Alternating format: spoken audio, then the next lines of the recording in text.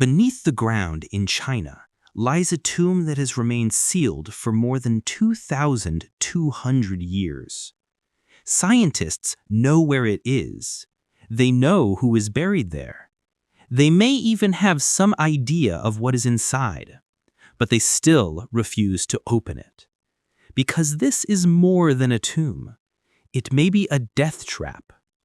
Soil samples taken above it show anomalous mercury levels, concentrated in precisely the zones where an ancient historian, writing 2,000 years ago, described rivers of liquid metal. And if that historian was telling the truth, then behind the sealed door, there still waits the underground palace of the first emperor of China. A palace the living may never have been meant to enter. This is the story of a man who tried to build an empire he could rule even after death, of the poison he believed would grant him eternal life, and of a door that, perhaps, no one truly wants to open. To understand why the door remains sealed, you have to go back to the man who ordered it shut. He conquered and unified 6 rival kingdoms. He built the Great Wall, burned books, executed dissenters, and ruled over millions. But every night, he went to sleep afraid he might not wake up. 3 times assassins came for him. Once, a killer concealed a dagger inside a rolled map and unfurled it directly before the throne. The blade tore through the emperor's sleeve and missed his throat by inches. He survived only because the attacker's hand faltered. His guards stood too far away. Protocol forbade them from approaching the throne without a direct command. Another time, a cast iron weight was hurled at his carriage. It destroyed the horses and the escort. The emperor was not inside. He had taken a different carriage that day. Chance alone saved him. After the 3rd attempt, he stopped trusting anyone at all. Every night, a different room. Covered walkways between palaces so no one could track his movements. His own guards did not know where he slept. His advisors knew even less. Even in life, he had become a ghost inside his own palace. But there was one enemy he could not outmaneuver, one threat no carriage swap or darkened corridor could stop: time. The more he feared death, the more desperately he tried to escape it. He dispatched an alchemist named Xu Fu at the head of a fleet, dozens of ships, 3,000 men, sent east to find the elixir of immortality. According to legend, immortal beings lived on islands beyond the horizon. Xu Fu was ordered to find them and return with the secret of eternal life. The fleet set sail. It never returned. No message arrived, no wreckage was found, 3,000 people simply ceased to exist. Not one word ever came back. After that, the alchemists proposed a different path. Mercury, a silver liquid metal, heavy and cold. It rolled across the skin, broke apart at a touch, then pulled itself back together again. They convinced the emperor that this was the substance of immortality itself. He began taking mercury preparations every day, and he kept doing it for years. The poison damaged his organs, corrupted his blood, and slowly unraveled his mind. Toward the end, he grew increasingly cruel and erratic. The mercury was killing him. He believed it was saving him. And that same mercury would shape everything that followed. When it became clear that no elixir would arrive, he made a different decision. If he could not live forever, he would rule forever after death. He did not order a tomb. He ordered an empire beneath the earth. 700,000 laborers worked on it over 38 years. Construction began when he was 13. It was still not finished when he died. Mercury was poured into channels carved from stone, tracing the courses of the great rivers. The silver liquid ran through the grooves, heavy, shimmering in the torchlight, invisible poison rising into the air. Workers breathed its fumes in chambers with no ventilation. Some collapsed where they stood, others died slowly, over weeks, not understanding why their hands shook or why they could no longer remember their children's faces. How many perished? No one recorded. The chronicles did not count laborers. Not a single name survives. Only the number, 700,000. Secrecy was absolute. No plans were allowed to leave the site. The builders knew what they were constructing. What they did not know was that this knowledge would get them killed. The emperor died on the road, far from the capital.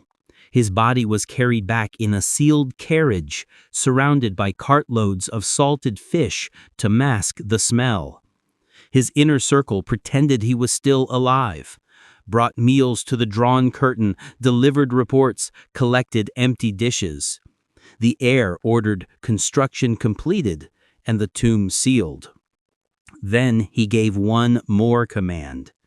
Everyone who knew the layout, architects, engineers, masons, the craftsmen who had worked with Mercury, was sealed inside the tomb alive.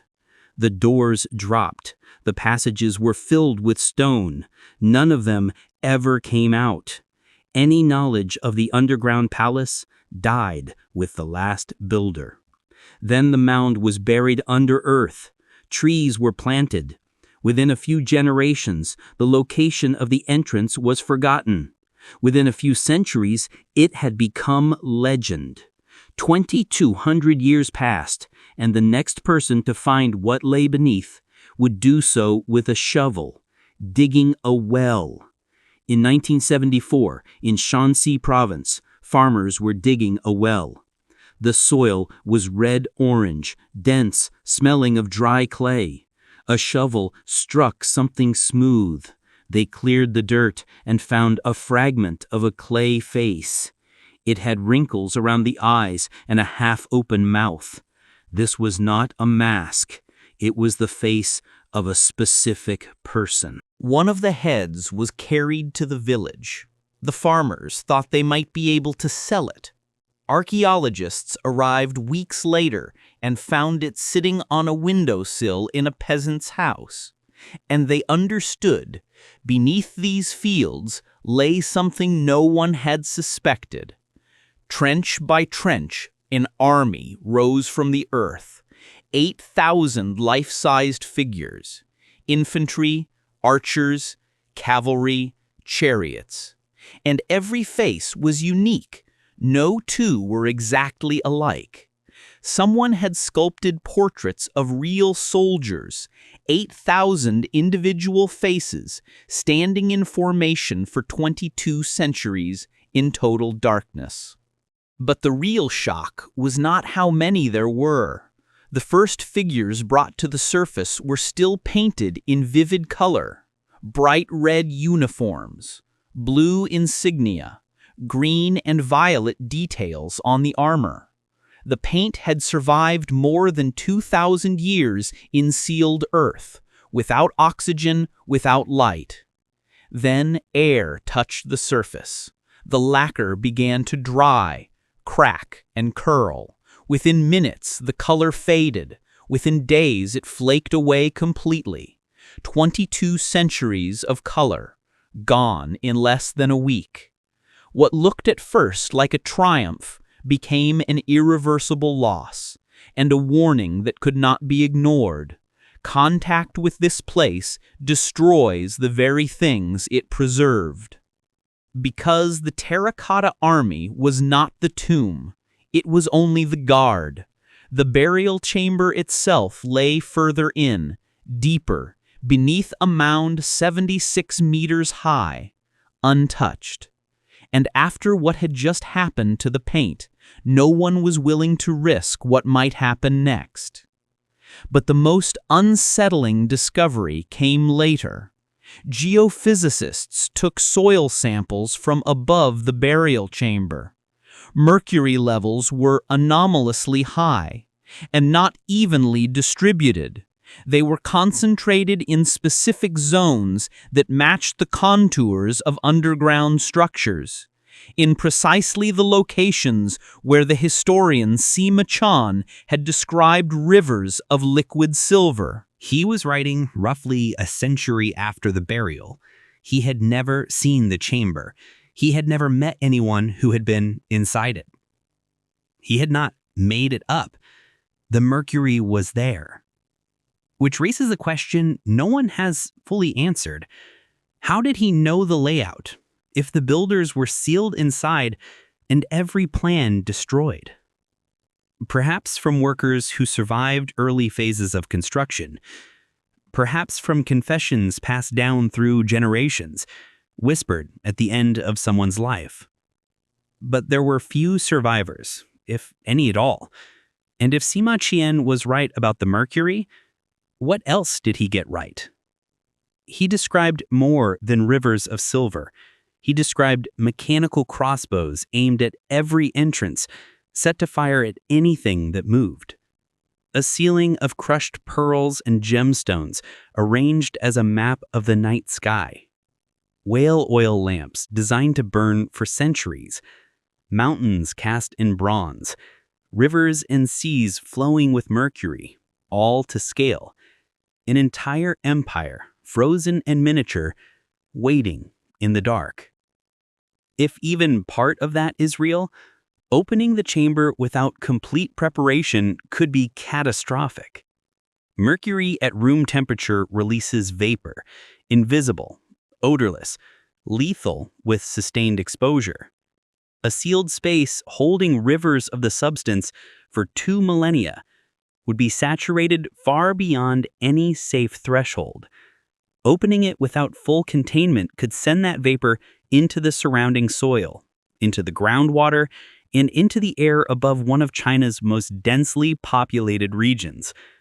Then there is the lesson of the paint. If color that survived 2,000 years vanished within minutes of touching open air, what would happen to silk, to wood, to lacquered panels, scrolls, or any organic material that has never once been disturbed? The moment outside air reached the chamber, its contents could begin to deteriorate faster than any team on Earth could document them. The technology to look inside without breaking the seal already exists. Muon tomography has been used to scan the interiors of Egyptian pyramids. Robotic probes can pass through gaps of just a few centimeters. Exploratory attempts have already been made. The results were never published. A full investigation has never been authorized. The official position has not changed since the 1970s. Wait until preservation can be fully guaranteed. Half a century has passed. The technology has advanced dramatically. The position remains essentially unchanged. And that is where the story becomes something stranger than danger alone. The tomb of the first emperor is a national symbol, a sealed promise, untouched, intact, full of what might be. But what if behind the door there is nothing left to find? The dynasty fell within 4 years of the emperor's death. Rebel armies burned the capital. The chamber may have been looted before it was even fully forgotten. The roof may have collapsed under centuries of shifting earth. The mercury may have long since seeped away, the rivers of silver reduced to trace readings in the soil. Exactly what the sensors detected. Perhaps what the instruments found was not a preserved interior. Perhaps it was the echo of one. For 50 years, the official answer has been, not yet. But not yet eventually becomes a different question. Not when will we open it, but whether we should. Whether the knowing is worth the risk of finding something ruined. Whether the mystery, left intact, is more honest than a discovery that destroys what it reveals.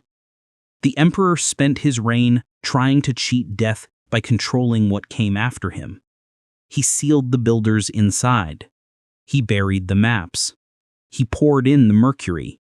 He did everything possible to ensure no one could enter, and no one would ever truly know. After 2,200 years, it appears to be working.